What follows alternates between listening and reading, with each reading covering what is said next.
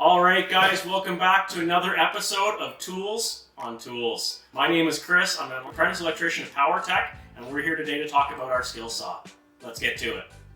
Alright guys, so before we get to our demonstration, just going to go over some of the small features of this particular tool. As per many of the other tools that you've seen as part of this series, this tool also has a hanging hook for convenience when you're done your cut, so it's never too far away. There are, of course, inappropriate places to hang your tool. For example, you really shouldn't be hanging any tools off of the outside of your lift while you're up in the air. But anything, off the side of your cart or off the side of a ladder near the ground is fine. You just don't want to have anywhere where it can drop down a level and hurt somebody. On top of that, we also have our safety switch for the trigger. You'll notice that I can't pull the trigger by itself. I have to hit the safety switch, which is ambidextrous on both sides. You just go ahead and hit down with that, and you can pull the trigger like that. So on top of that, our guide has interesting features to it. We can control the various elements of our cuts with the guide.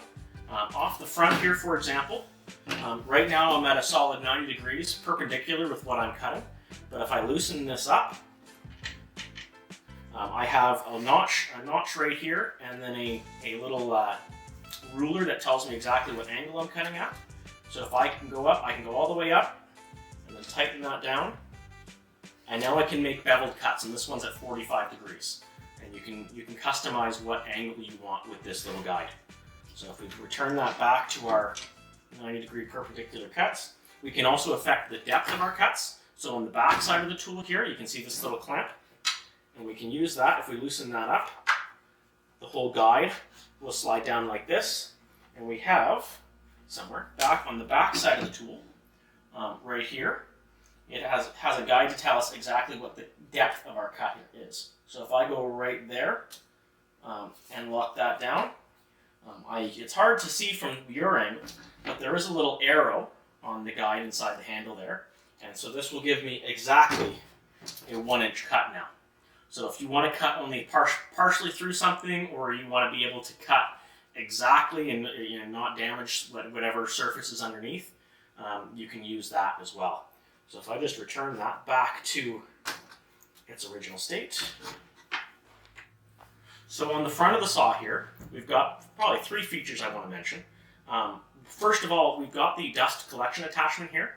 You can put a vacuum directly up to this little port. And it's really handy to have when you're making cuts in any sort of indoor space or a space that you're worried about making a lot of dust. So you can collect that dust before it ever even reaches the air. On top of that, we also have our blade guard. This is meant to go sliding up as you push into your workpiece. You can also, if you've got to start a cut, you can pull it up a little bit. But under no circumstances should you ever modify this blade guard. It is a mandatory safety feature, and we really don't want to have anybody playing with that. And then finally, the blade itself. So this blade is intended for cutting wood, but we also can source blades for cutting metal and other materials. To change the blade, on the back side of the handle here, we have a little holding spot for an Allen key. And this Allen key stays there so that it's always with the tool, so that anybody who has to change the blade doesn't have to go hunting for the correct size Allen key. And you would just twist off from there and put your new blade on. But we're going to go ahead and leave this one on for now.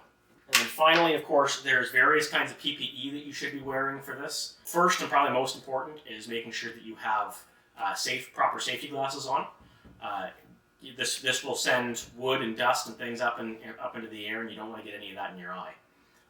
You should more than likely also want to have some cut gloves on. You shouldn't be putting your hand anywhere near the blade while it's spinning, but as always, better safe than sorry. Alright guys, so we're going to demonstrate the tool now with a couple of cuts, with a little bit of footage that we were able to get from our baseline site fairly recently, which has been nice. So first of all, let's go with the 2x4. For our 2x4, we're using an older piece that has been used around site a couple of times. And so the first thing you want to do when you're cutting such a workpiece is that you want to make sure that you're pulling out any nails or screws or anything metal, staples perhaps, that may be in the workpiece, because if you catch one of those with your blade, not only do you risk damaging the blade and the tool, but you can send that piece of metal flying.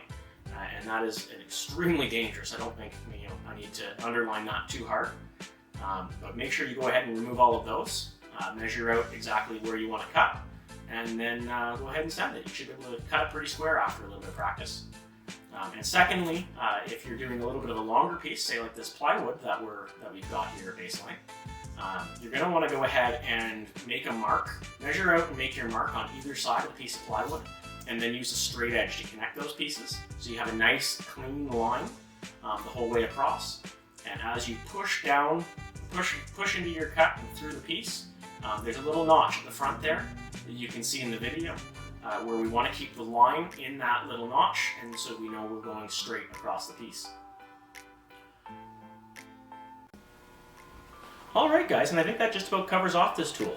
Now that we know how to use it properly, I feel safer already, and I hope you guys do too. And that concludes another episode of Tools on Tools.